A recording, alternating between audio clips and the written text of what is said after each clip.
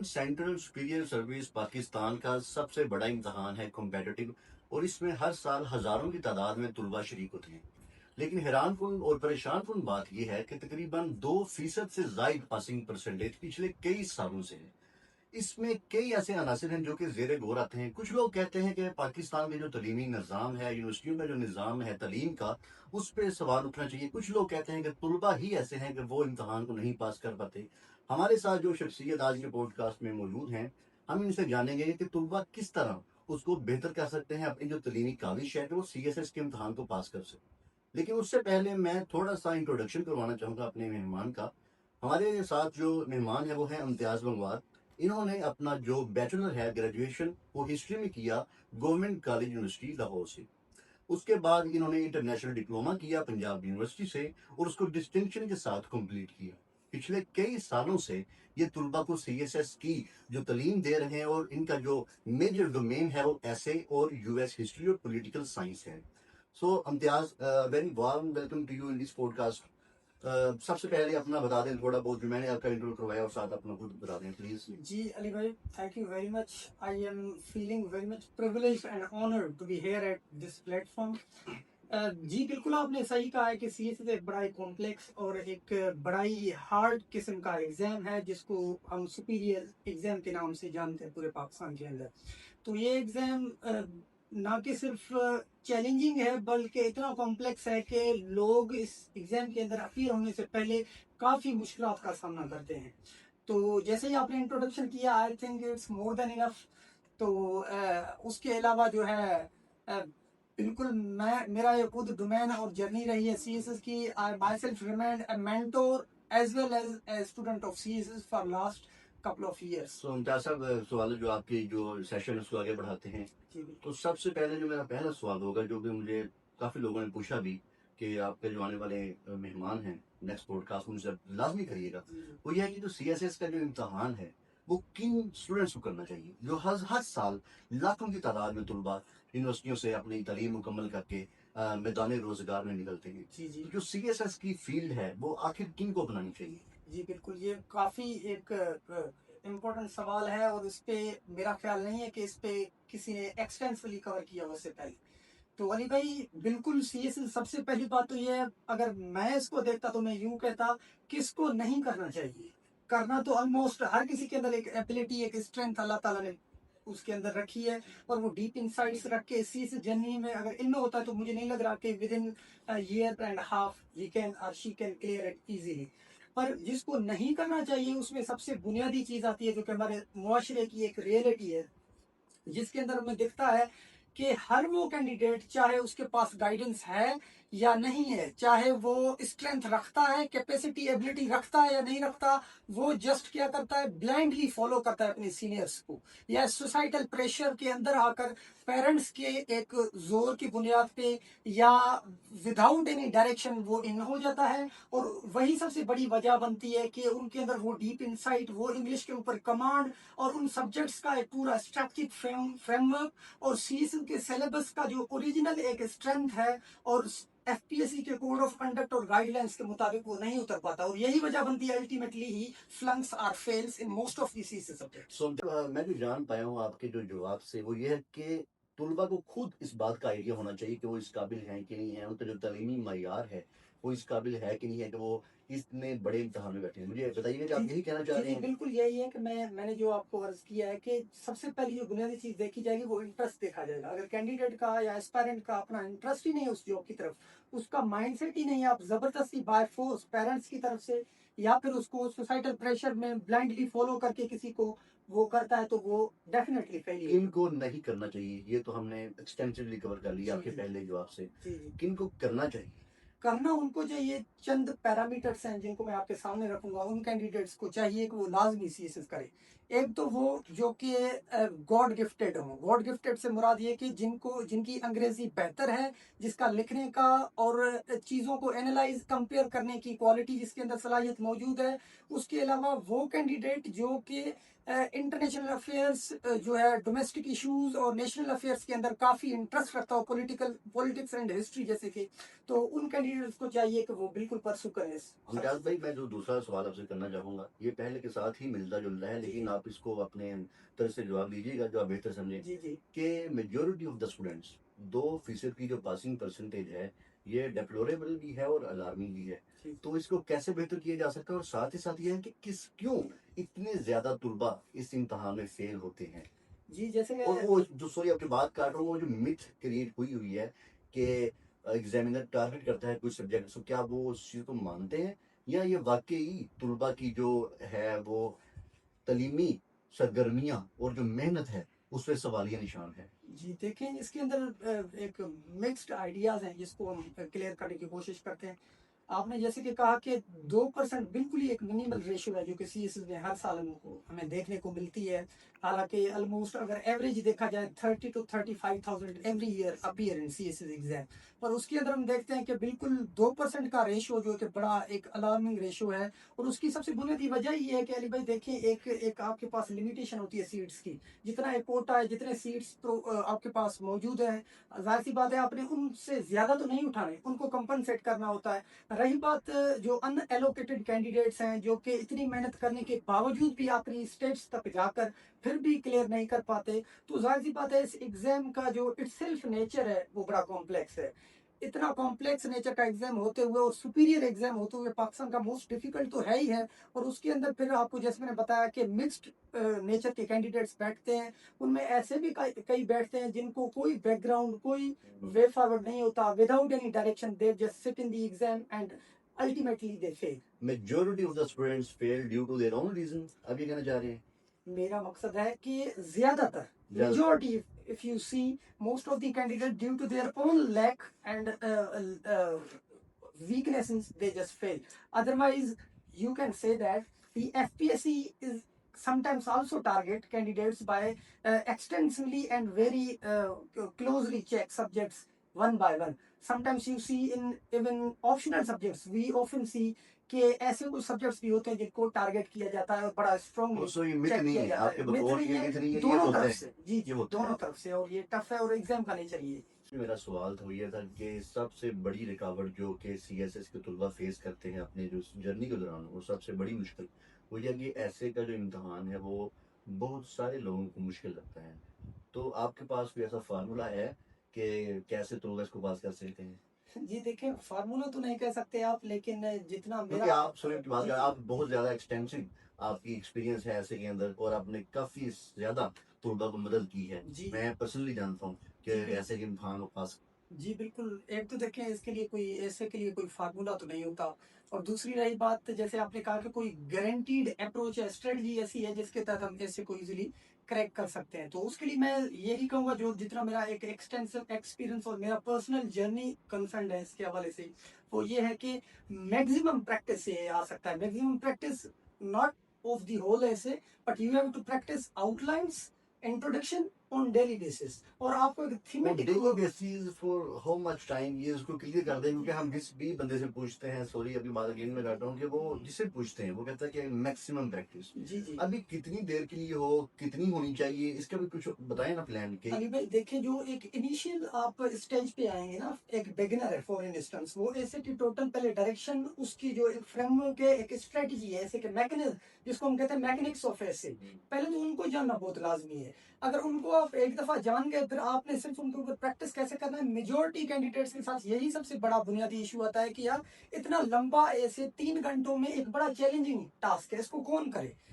Consecutively. तो उसके लिए एक बेहतर तरीका यही है जो एक इफेक्टिव स्ट्रेटजी मैं कंसीडर करता हूं, and I am myself as a qualifier in very first attempt of the CSS. तो उसके अंदर मैंने यही चीज को फॉलो किया था, मैक्सिमम आउटलाइन प्रैक्टिसिंग उसके लिए, और थीमेटिक स्टडी करनी है आपने कि फॉर इंस्टेंस जेंडर स्टडीज है, फॉर इंस्टेंस आपके और सब्जेक्ट्स हैं, उनसे जो आप नॉलेज अखज करते हैं जब आप एक पूरी एक एक्सटेंसिव आपकी प्रेपरेशन का एक फ्रेमवर्क है, तो उसके अंदर जाहिर सी बात है आपके पास नॉलेज बेस तो बड़ी हो जाती है। वो नॉलेज बेस को आप यूटिलाइज करें, मैक्सिमम प्रैक्टिस करें आउटलाइंस की, और ऐसे के इंट्रोडक्शन को लिखने की कोशिश करें।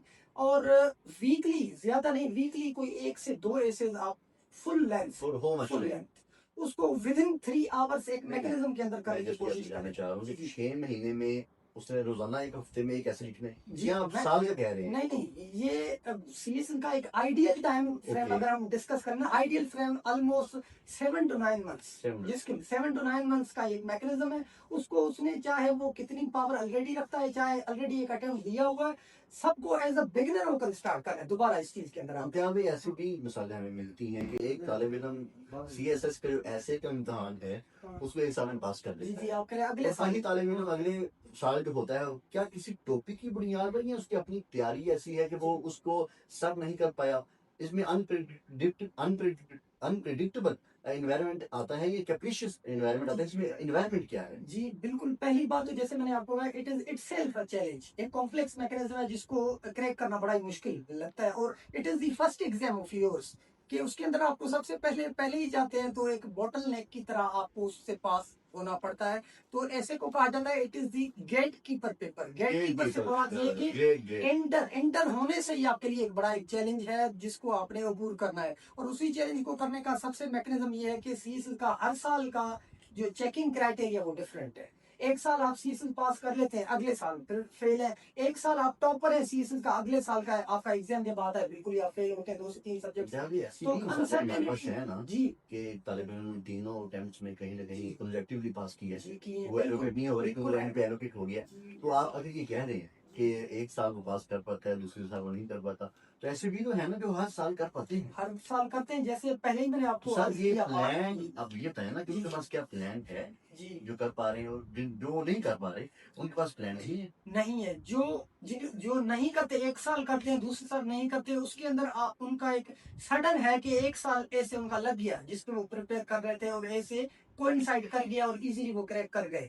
नेक्स्ट ईयर उनकी एक रिदम और एक कंसेक्यूटिव तैयारी नहीं होती जिसके थ्रू वो ग्रिप ले सके। और जो मुसलसल करते हैं उनकी क्वालिटी और डिस्टिंग्निश जो डिस्टिंक्शन है उसके अंदर वो यही है कि वो मुसलसल इस प्रिपरेशन स्ट्रेटजी का हिस्सा रहते हैं, कभी भी इसको फॉर ग्रांटेड नहीं लेते। हम यही जानते एक हैं चीज है और आपका ताल्लुक सिंध से है, जी और सिंध के मैं अगर अंदर जाऊँ तो आपका ताल्लुक अंदरून सिंध से है, जी कश्मीर से आप ताल्लुक रखते हैं, और जो है आपका ज़मीला बगवार है। सिंध के लोग आप बखूबी जानते हैं, सिंध के स्टूडेंट्स से आपका रोज़ का मिलना जुलना है। जी तो जो सिंधी स्टूडेंट्स हैं, सिंधी जो तुलबा हैं, आप क्या मशवरा देना चाहेंगे उनको कि वो किस तरह अपनी तैयारी का आगाज़ करें सीएसएस के लिए? क्या आपके पास उनके लिए कैसा एडवाइस है, क्या मशवरा है कि वो आपके मशवरे पर अमल करें और कामयाब हो जाएं? जी बिल्कुल, आपने काफी एक बेहतरीन और हार्ट टचिंग क्वेश्चन किया है जो कि मैं खुद सिंधियों के लिए बिल्कुल बताना चाहता था। तो देखें, जो सिंधी ऑडियंस है स्पेशली जो कि सीजन के लिए अपीयर होने जाते हैं हर साल, तो उनमें एक सबसे बुनियादी एक फैक्टर है, पैरामीटर, जो कि मैं डिस्कस करना चाहता हूँ जिसकी वजह से वो उनके फेलियर का सबब बनता है। वो यही है कि most of the times they come through pressure, वो either from their parental pressure, और समटाइम्स वो क्या कहते हैं सीनियर्स के एक बातों में आकर और सोसाइटल एक चीज देख करके इस एग्जाम की क्या मतलब पर्क्स और प्रिविलेजेस हैं उनको फॉलो करते हुए ब्लाइंडली आते हैं इस एग्जाम के अंदर। और जैसे ही आते हैं, जब इसकी चैलेंजेस से गुजरते हैं स्टेप बाय स्टेप, तो उनको पता चलता है there worth is not that much of the CSS exam. और अल्टीमेटली पहले साल का जो रिजल्ट उनका आता है उससे वो इतना इम्बैलेंस हो जाते हैं कि उसके बाद वो अपीयर ही नहीं होते दोबारा। तैयारी वेयर शुड द स्टार्ट? अच्छा, मैं आपको दोबारा अपना सवाल जी रीट्रेट करता हूँ। जी आपने बेहतरीन जवाब दिया, मेरा पहले टुकड़ा था। मैं जस्ट ये आपसे ये जानना चाह रहा हूँ कि जो सिंधी तुलबा हैं जो कि अंदरून सिंध से ताल्लुक रखते हैं, कश्मीर से, लाड़काना से और मुख्तलिफ ऐसे इजला से, आप उनको बखूबी जानते हैं, वो अब सीएसएस में आ गए हैं, उनको अपनी जो तैयारी है सीएसएस के लिए वो किस तरह बेहतर तरीके से करें कि वो उनके लिए बेहतरी साबित हो? यार, उसमें 3 से 4 स्टेप्स हैं, वन बाय वन मैं आपको बताऊंगा। उनको अगर वो फॉलो करते हैं तो I think they can easily go through this exam. सबसे बुनियादी चीज है कि वो जब प्रेपरेशन सीएसएस के लिए आते हैं तो उनको अपना, बजाय कि किसी और को देखकर इम्प्रेस होकर सीएसएस एग्जाम में आए, उनको चाहिए कि सबसे पहले अपने स्ट्रेंथ्स और वीकनेसेस के ऊपर काम करें। जब वो चीज करने के बाद उनको पता चलेगा कि मेरी वर्थ क्या है, दूसरी पॉइंट जो उन्होंने उनको करनी है, उनको चाहिए कि फिलहाल अपना नॉलेज बेस बनाएं, रीडिंग ज्यादा करें। और उसके अलावा थर्ड पॉइंट पे जब वो आए तो पहले सीएसएस के एफपीसी के सिलेबस को आगे रखें, फिर वन बाय वन उस सिलेबस को पूरा कवर करें। कवर करने के बाद फिर पास पेपर्स की प्रिपरेशन, उसकी एक्सटेंसिव एक रिगरस प्रैक्टिस, और फाइनली फिर एग्जाम में बैठे। ये एक तरीका है, एक जिसको कहा जाता है कि एक कॉमन प्रैक्टिस।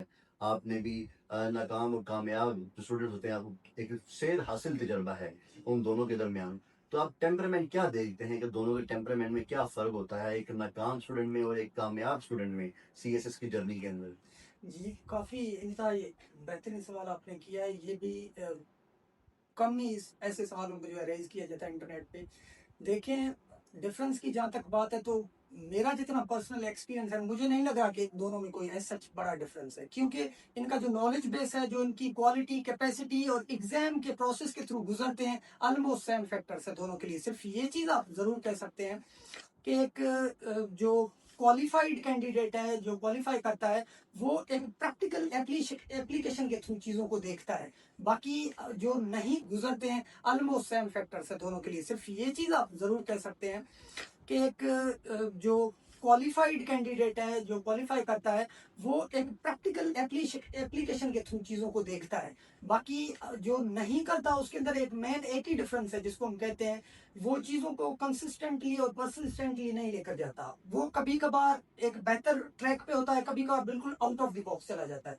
तो उसका एक रिदम, एक स्ट्रेटजी में फ्लो वो नहीं आता, और वो अप्लाई नहीं करता चीज़ों को, पढ़ता बड़ा है, जिसको आप कह सकते हैं कि जस्ट रोट लर्निंग और रेडीमेड मटेरियल पे ज़्यादा फोकस कर रहा होता है। यही सो अपने जो पर्सनल नोट मेकिंग है, अपनी प्रैक्टिकल वर्क पे एक नाकाम स्टूडेंट फोकस नहीं करता, अभी नहीं कहना करता चाह है। रही है। जी। तो उसको चाहिए, आप क्या मशवरा देना चाहेंगे? नाकाम तो नहीं कहना चाहिए, आप ये कह रहे हैं कि नॉन सीरियस कैंडिडेट्स जो हैं, उनको क्या स्ट्रेटजी अडॉप्ट करनी चाहिए कि वो अपने आप को एक कामयाब सफ में खड़े होते हैं नजर उनको आए? बुनियादी चाहिए कि उनके लिए एक बड़ा रोल मॉडल, एक क्वालिफायर होता है जो क्वालिफाई कर जाता है, चाहे उनका सीनियर हो, sometimes junior can qualify and you just lag behind.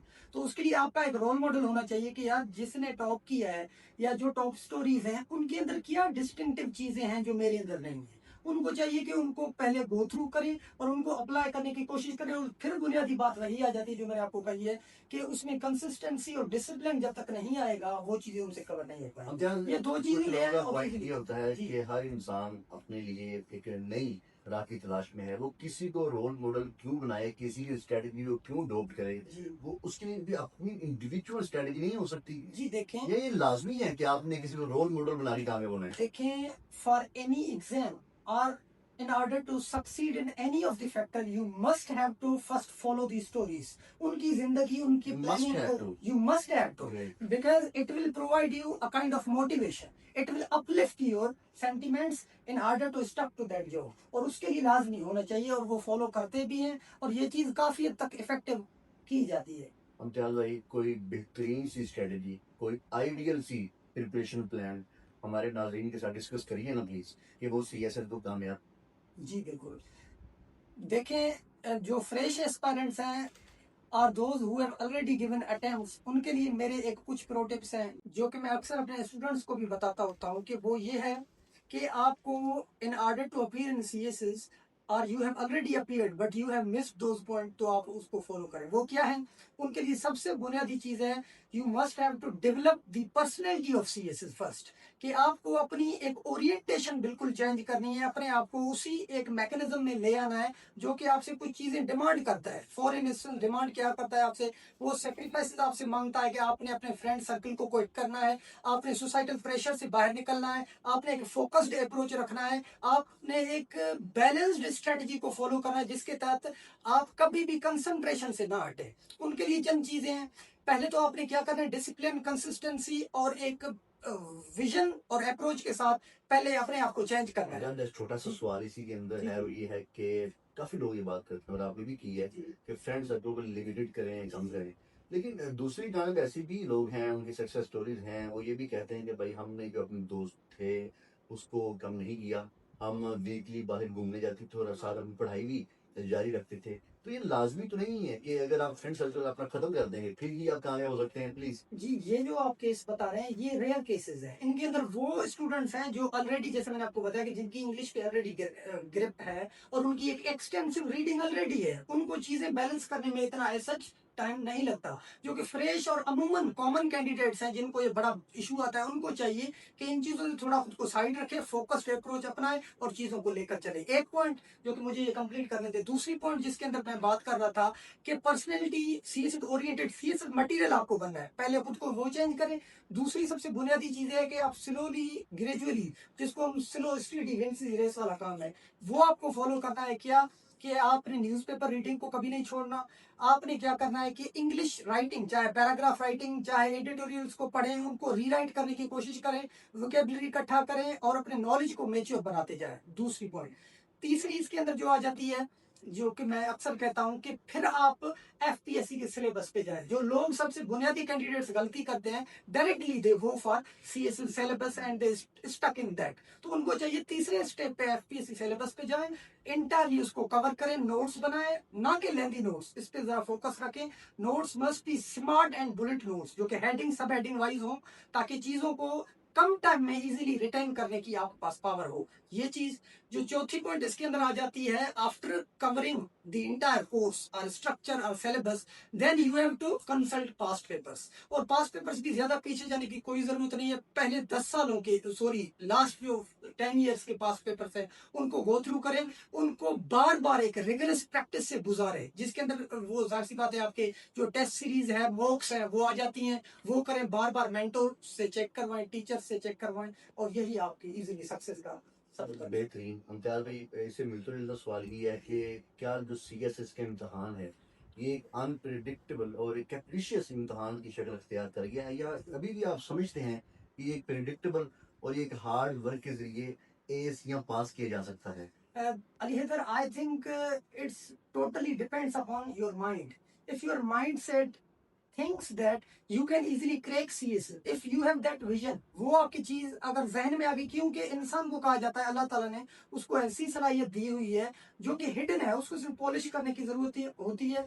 आपने सिर्फ माइंड बनाना है, एक दफा फोकस कर लिया कि मुझे एग्जाम क्रैक करना है, चाहे कुछ भी हो जाए, फिर उनको ये डिफिकल्टीज आगे कुछ नहीं आती। बाकी ये जरूर है कि ये फैक्टर जरूर पाया जाता है सीएस के अंदर कि it is a kind of uncertain exam, जो कि समटाइम्स रिजल्ट्स क्या ले आती हैं, ऑन द अदर ईयर आपका रिजल्ट्स इंटायरली अलग होते हैं। तो एक है But you reality can, exist करती है। sorry, but you can bend the success in your favor Yes. through hard work. What I think that it entirely depends on a serious candidate or serious aspirant if he decides to clear CS by following the routine that I have told, I have explained, by following it with complete focus, I think he can easily create In it. 7 to 9 months. Yes, 7 to 9 ideal time. हम ज्यादा कुछ ऐसी tips, कुछ ऐसे मशवरे जाने से पहले, अभी हम पूरा पॉडकास्ट खत्म करने लगे हैं, कुछ ऐसे मशवरे या टिप्स या एडवाइस, कुछ ऐसी बिट्स आप जो फ्रेश एस्पिरेंट्स हैं उनको देना चाहें प्लीज? जी, मैं एक सबसे बुनियादी चीज़ ये कहूँगा अपने टिप्स के अंदर कि उनको एक बड़ी एक प्रो टिप और सजेशन है, जो फ्रेश हैं या ऑलरेडी गिवन अटेम्प्ट्स जो जिन्होंने दी हुई हैं, उनको ये है कि स्टे पॉजिटिव रहना चाहिए हमेशा। और उसके अलावा उनको अपनी जो है माइंड के अंदर जितना भी एक सोसाइटी का प्रेशर और पेरेंटल कंट्रोल है, उनसे बाहर निकलना चाहिए। इस एग्जाम को बाकी एग्जाम्स की तरह बड़ा इजी होकर ले, बाकी अपने विजन और अप्रोच और कंसिस्टेंसी और डिसिप्लिन से कभी बाहर ना आए, ये इनफ है आई थिंक। Great. नॉट अब जो आखिरी सवाल है वो हमें बहुत ज्यादा मशहूर हुआ, जी जी वो यह है कि एकेडमीज का बढ़ता हुआ कल्चर सीएसएस के अंदर, जी आपकी क्या राय है इसके बारे में? जी बिल्कुल, ये भी काफ़ी अहम सवाल है। देखें, एकेडमीज़ के बारे में ज़्यादा कुछ कहेंगे तो मे बी उनको ये एक इशू उनके लिए हो, लेकिन एक रियलिटी है जो कि हमें डिस्कस करना बहुत लाजमी है, स्टूडेंट्स तक ये बात पहुंचाना बहुत लाजमी है। For my self I would say what ever my experience is concern, I am totally against academies, because Not मेरे लिए academies. जी बिल्कुल मैं अगेंस्ट हूँ उनके लिए, क्योंकि I have my self remain a participant observer with in those premises of academy. वहां से एज सच आपको सीखने को, पॉलिश होने को चीजें नहीं मिलती। बजाय एक चीज, एक स्टैंडर्ड सेट किया हुआ है जो कि mostly candidates still they follow in this advanced world. इतना कुछ हो, इंटरनेट एक बड़ा एक रिच रिसोर्स है, आपके पास बुक्स की बड़ी एक चीज है, आप डायरेक्शन कहीं से भी ले सकते हैं, अपने मेंटोर, सीनियर, किसी पेरेंट्स, हर किसी से ले सकते हैं, बजाय कि आप एकेडमीज का रुख करते हैं, जो कि विद इन 3 months, यार how it is possible, with in 3 months they just claim that you can easily clear CS. कह रहे हैं कि सब की सब एकेडमीज फेक है। मैं कहता हूँ कि इनका जो एक्चुअल एम है एकेडमीज का वो कमर्शियल पर्पज ही है. They just focus on readymade materials without looking deep into the minds of the candidates, what kind of background they have, बहुत बड़ी बात educational कर रहे हैं। background. बड़ी बात, इट इज रियलिटी. ओके। चाहे आप इस चीज से डिनाई करें, मैंने जितना क्लोजली देखा है, मैं अब उस एकेडमी का नाम नहीं लूंगा जहाँ से मैं हुआ हूँ, पर लेकिन मैंने ये लाहौर की बड़ी अकेडमी थी। जी जी बड़ी बड़ी अकेडमी। एकेडमी थी लाहौर की. और उसके अलावा मैं आपको ये भी कहूंगा कि ना कि सिर्फ वो एकेडमी, मेजॉरिटी ऑफ एकेडमीज जहाँ मैंने मॉक्स दी हैं, जहाँ मैंने कुछ ना कुछ टाइम अपना पास किया है. मोक्स का तो फायदा होता है इम्तियाज। मॉक्स मैं नहीं कह रहा कि ना दें, मैं एनवायरनमेंट की बात कर रहा हूँ. ओवरऑल एकेडमिक जी कल्चर नहीं होना जी चाहिए। नहीं होना चाहिए. इन एकेडमी कल्चर ने मुझे जितना लग रहा है कि it is one of the factors of failure for candidates. वो भी एक चीज है जो कि होती है. नाज़रीन, इम्तियाज बंगवार हमारे साथ मौजूद थे और आपने इनकी बातें सुनी सीएसएस के बारे में। हम उम्मीद करते हैं कि इनकी बातें सुनने के बाद आपको काफ़ी ज़्यादा फ़ायदा हुआ होगा सीएसएस के इम्तहान करने में, और ऐसे कैंडिडेट्स भी जो कि इस इम्तहान से डरते हैं उनको भी फ़ायदा हुआ होगा कि भाई ये इम्तहान कामयाब आप हो सकते हैं इनकी बातों पर अमल करके। सो हमें इजाज़त दीजिए Imtiaz. It was so great to meet you. It was so great to basically talk with you. Thank you. Thank you sir.